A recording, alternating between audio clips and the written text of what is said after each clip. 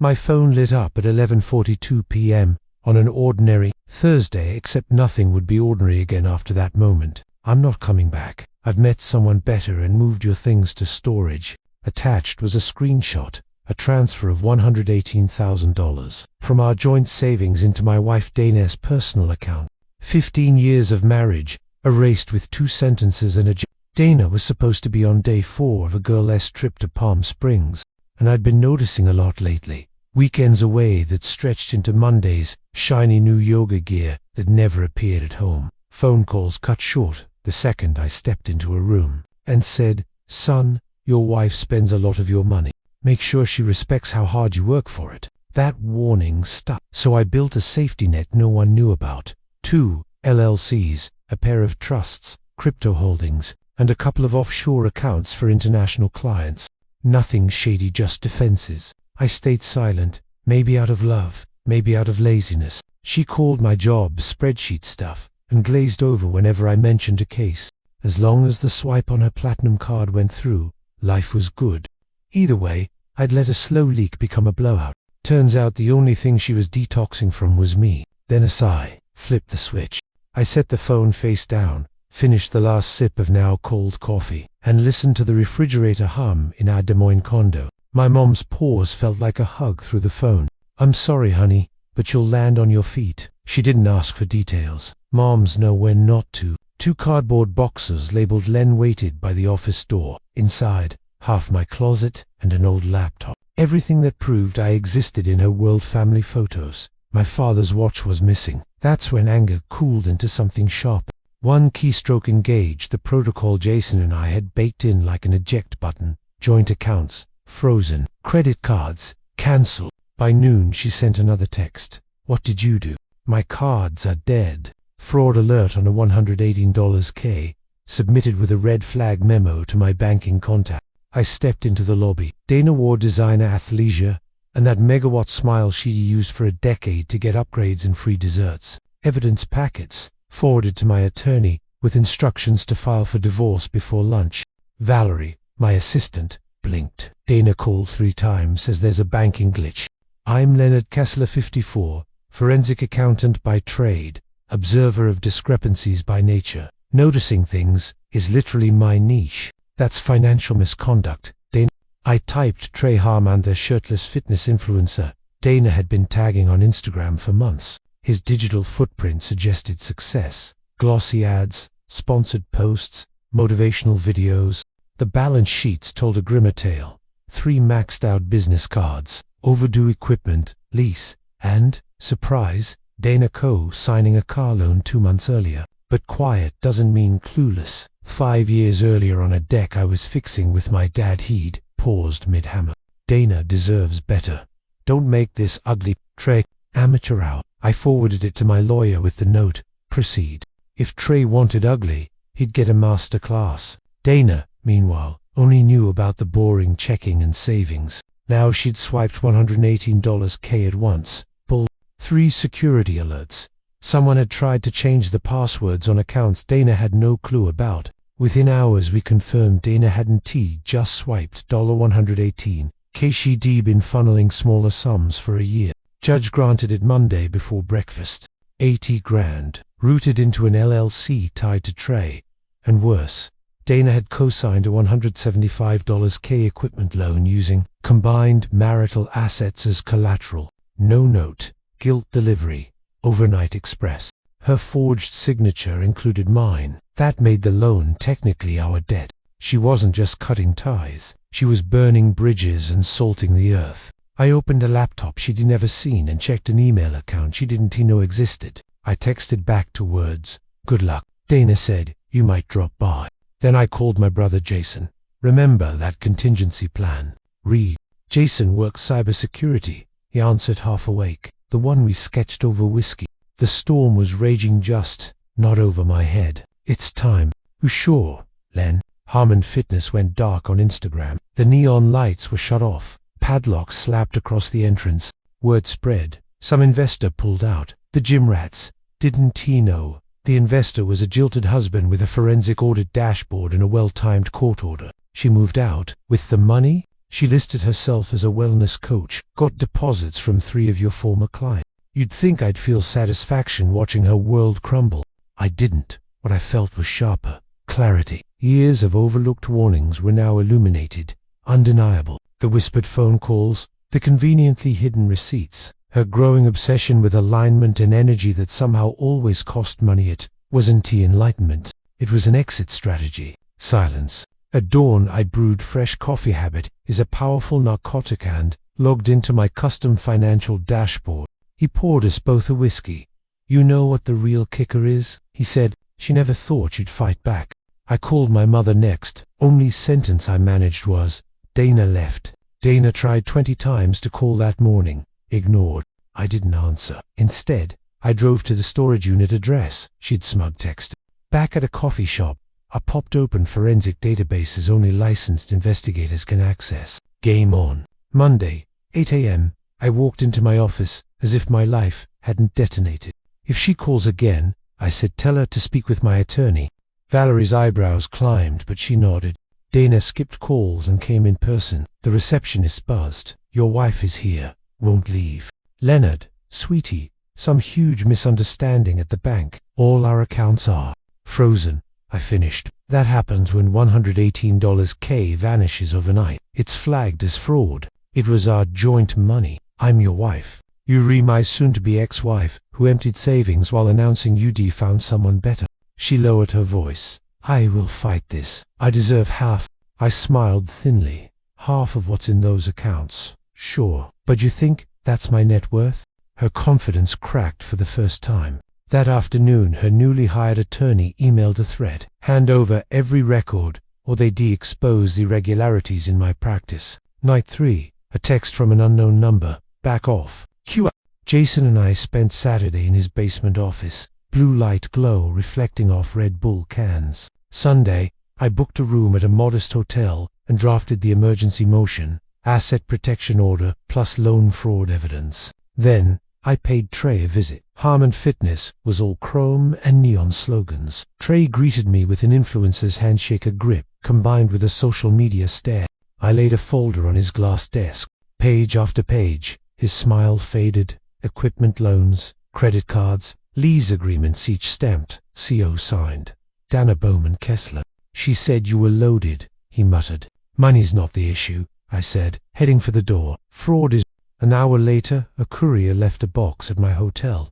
My dad's watch, family photos, little heirloom. Dana tried calling again. I picked up. The bank's calling Trey's loans, she hissed. They're seizing equipment tomorrow. That's unfortunate, I replied.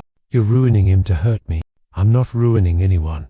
The loans were illegal. Actions meet consequences. Her voice softened into the pouch she'd used to get me to sign checks. Come home. We can talk. There is no home, Dana. That night I slept harder than I had in years. By Wednesday morning, Dana was trending at least in local circles. News of the equipment seizure hit Des Moines like a quiet grenade. Dana's friends circa once an orbit of champagne brunches, Pilates classes, and faux concerns started distancing. Jason texted me a meme of a dumpster fire with the caption, Dana's 5-year plan. We met again that night in his garage, the space rigged like a command center. I nodded. That's what makes it fun. He handed me a folder. Found more. She created a fake shell consultancy called Bet. My jaw clenched. She poached clients. No, she defrauded them. Cliv, she was starting a joint venture with you. They assumed you were in on it. Perfect, I muttered. Now she's tanking my reputation to... That changed everything. It wasn't just betrayal, it was professional sabotage.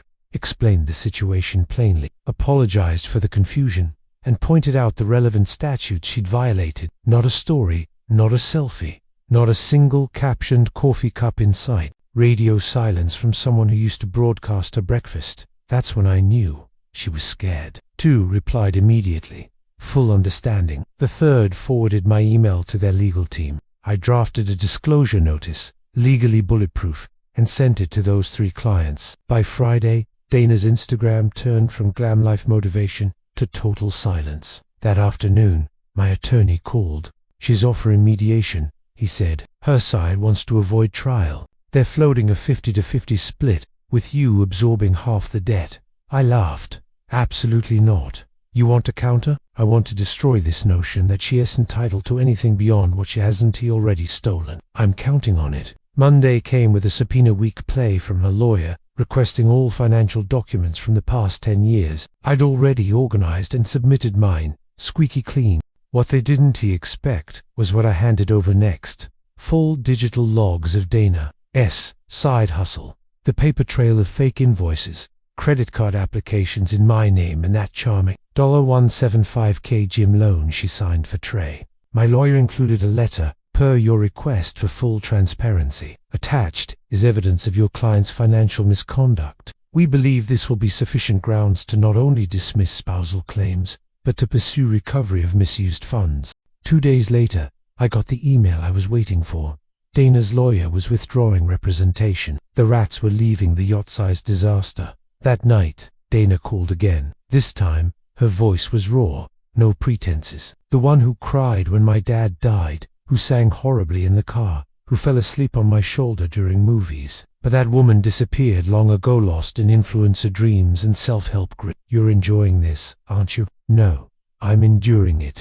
I was just trying to build something for myself. I half expected a punchy note or some macho posturing. Instead, it was an invoice. No message. Just a professional bill from Harmon Coaching LLC, charging me $1,500 for emotional disruption and brand interference.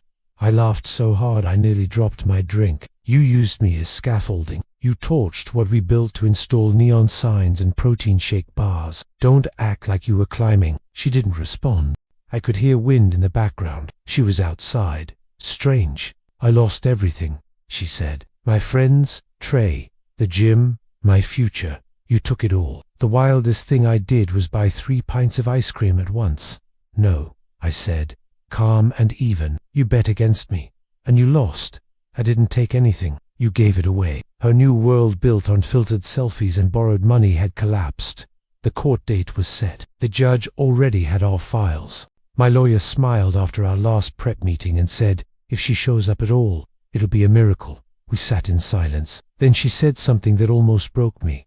I miss you. And for a second, a flicker of the woman I married came through. Judge granted the divorce, full custody of all remaining marital assets to me, 0 debt transferred, and a restraining order filed preemptively in case she tried to contact my clients again. It was a sad dad mullet of outfits, time to move forward or at least sideways, and the well-used coffee maker that had gotten me through every late-night audit. Standing in the empty living room, Jason whistled. You sure you want all this work? I opened a real estate app, filtered listings to fixer-upper, under 300K, and drove to see a 1920s craftsman on a quiet street near downtown. Peeling paint, sagging porch, but solid bones and a maple tree out front that looked like it had stories to tell. Outside, the neighborhood settled into crickets and distant traffic, a lullaby both lonely and honest. ID scrolled Dana's dormant social media, accounts frozen in their pre-collapse sparkling till. I forced myself to stop. Every detox needs a day you pour the bottle down the sink. I put in an offer that afternoon, accepted by dinner. Manual labor is its own meditation. Swing, breathe, swing. In the silence you can hear thoughts you'd muted for years.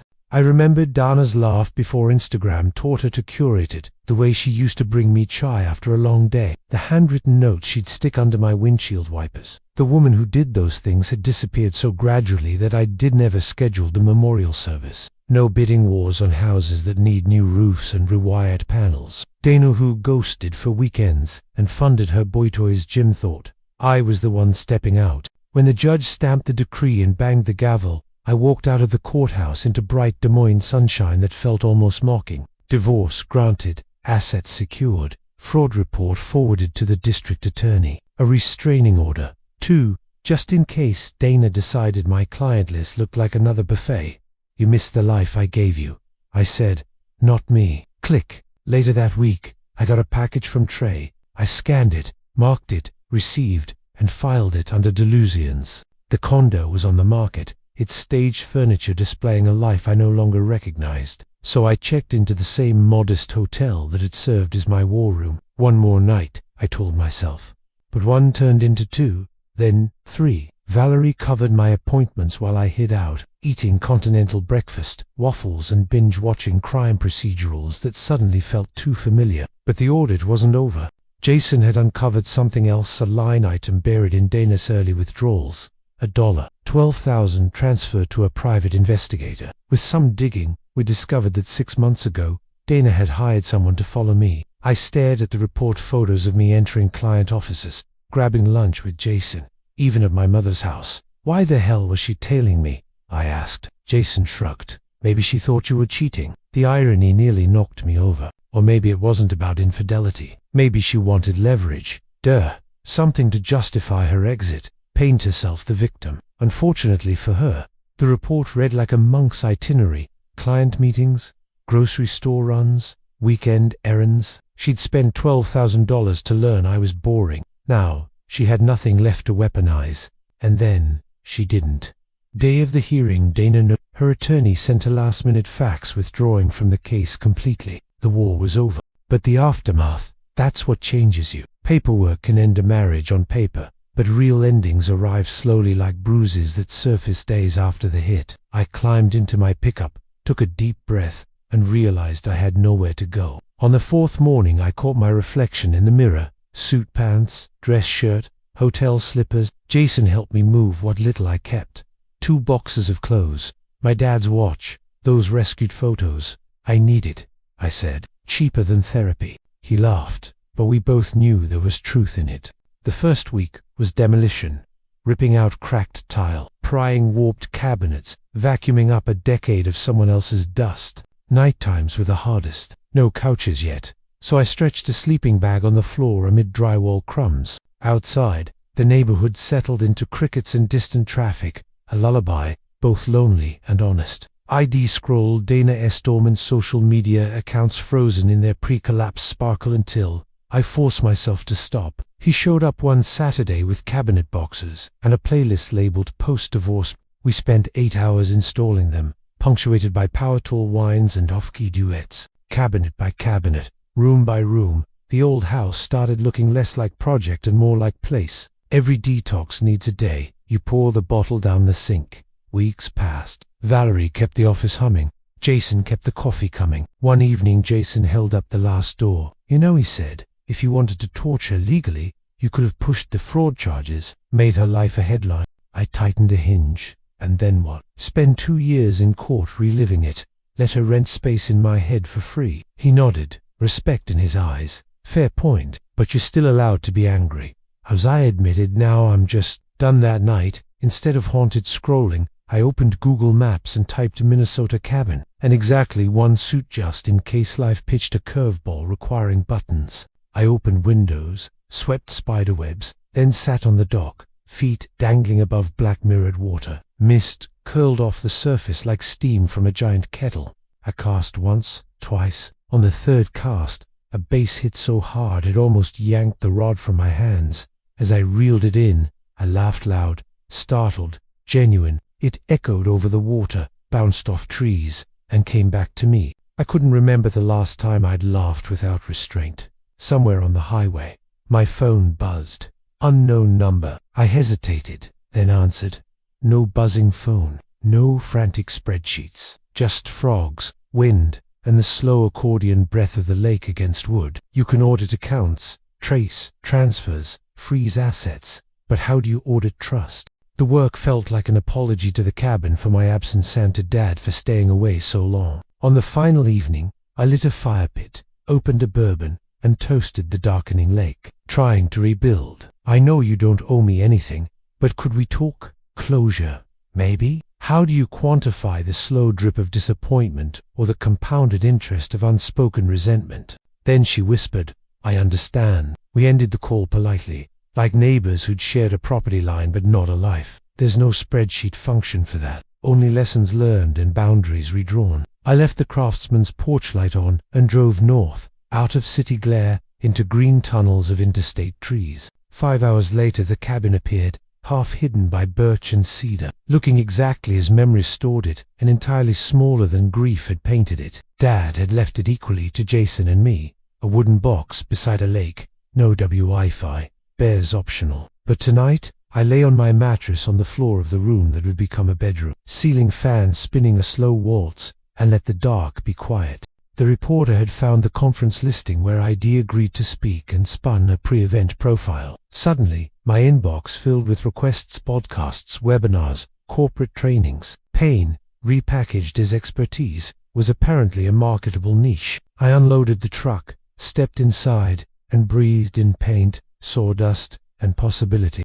In the corner of the living room sat a single cardboard box. ID never, open Dana, S, last remnants, old receipts. A couple of yoga mats, and the broken-hearted thank you card I had given her after funding her studio. I took the box outside, set it on the curb for donation, and watched it until the sun went down, thinking of heading north. Fishing, repairs, quiet. I hadn't visited since scattering Dad's ashes there. Grief had tied the place into a knot I'd refused to untangle. Now, staring at the digital pin, I felt the knot loosen. I called Jason. He sounded pleased. Dad would approve. Want to come? I'd slow you down, he said. Plus the house needs painting. Low blow. I laughed. All right. Solo trip it is. Before leaving, I sent an email blast to my clients. Brief life update. Assurance their files remain secure.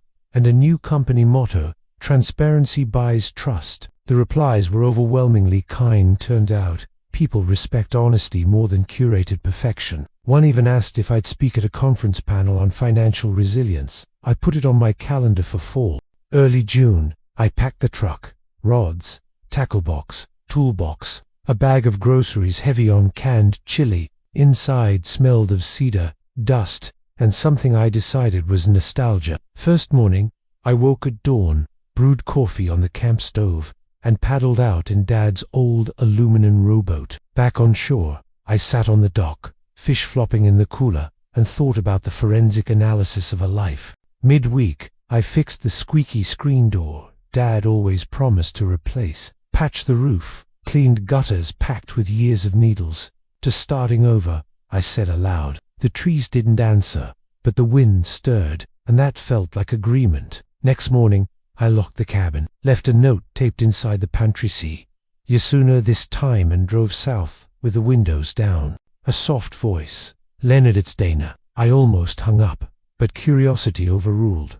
What do you need? I asked. I'm in Colorado, she said, words thin, like signal through static.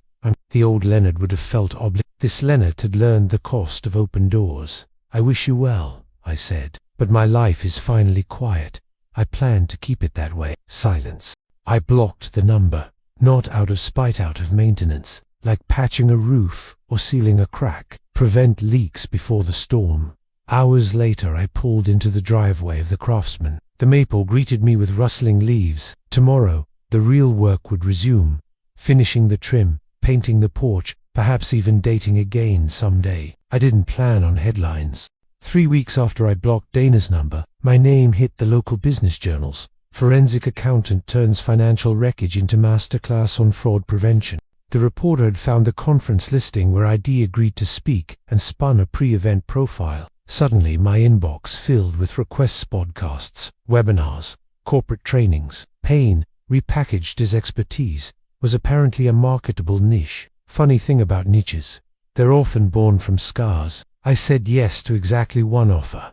A regional entrepreneurship summit at Drake University. 50-minute slot, Q&A after. Low-pressure way to test whether my story could live outside my head without reopening wounds. I spent evenings in my half-finished living room, pacing between paint cans, rehearsing lines only the dry wall sheets could hear. Simple, sharp, honest.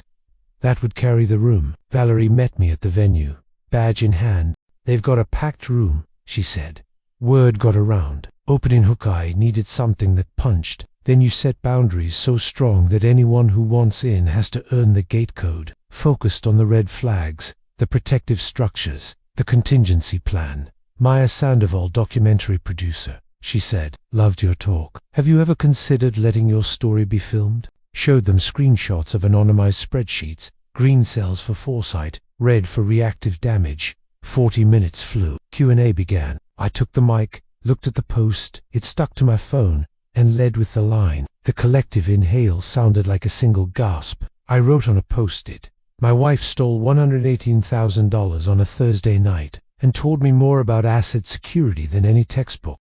No panic, no grief, spike only a pleasant exhaustion, like after a long run. I pulled into my driveway, scanned the porch, half expecting some dramatic surprise. Empty, except for a small padded envelope, addressed to me, no return label. The day of the talk, I wore the one suit I'd kept, a charcoal number that still fit, though I had traded 10 pounds of stress for 10 of muscle from house renovations. The session ended with handshakes and LinkedIn scans. Felt good to teach instead of litigate.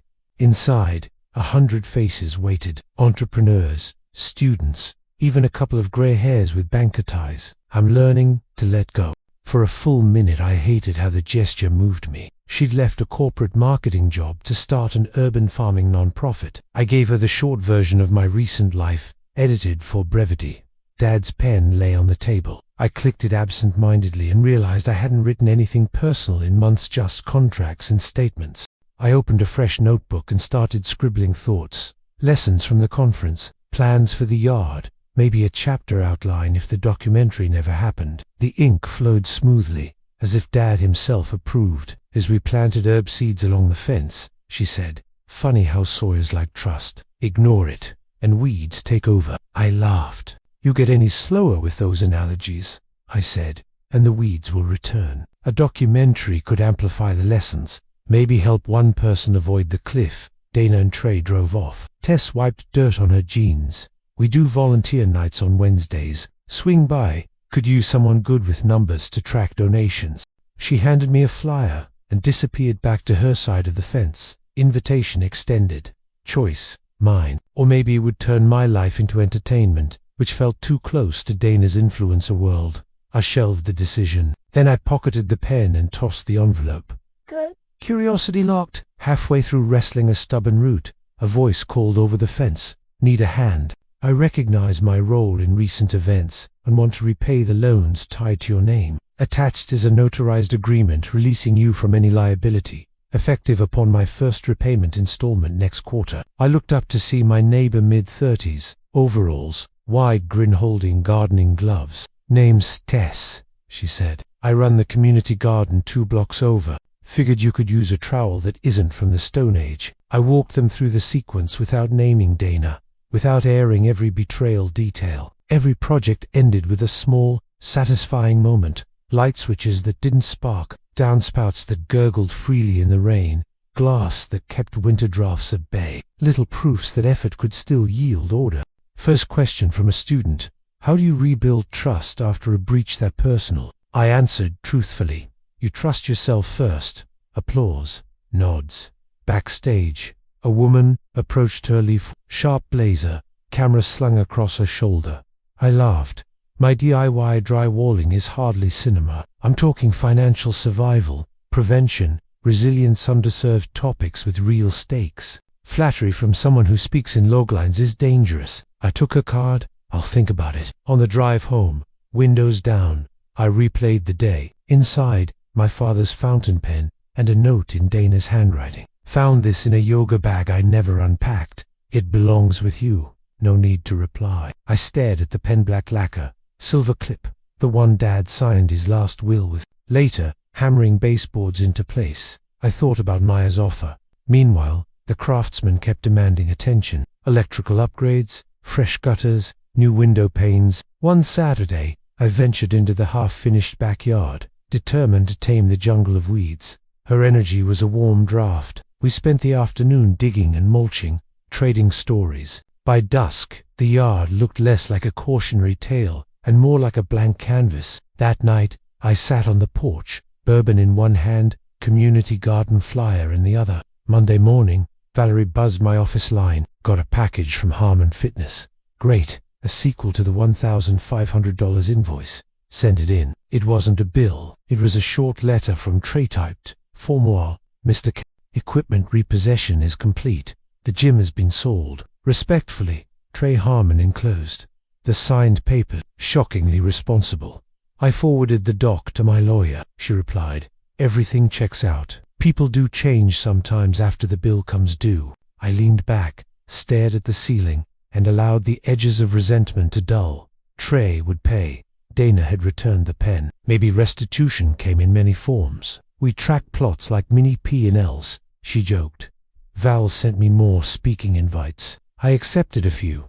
Each talk felt less like therapy and more like purpose, focused on prevention and a chunk of proceeds to Tess's non-profit. Maya agreed without hesitation. Audiences leaned in, not for gossip but for guardrails. I coined a mantra: structure beats shock. It caught on. I spent 2 hours balancing compost quantities against volunteer schedules, and left with mud on my boots and an unfamiliar lightness in my chest. Watching myself on screen, matter of fact, sometimes I felt like meeting a cousin you hadn't seen in years, familiar yet distant. But the message came through. I clicked, end, exhaled, and felt proud. Wednesday evening, I walked to the community garden. Tess greeted me with a shovel and a ledger. Days blurred into a rhythm.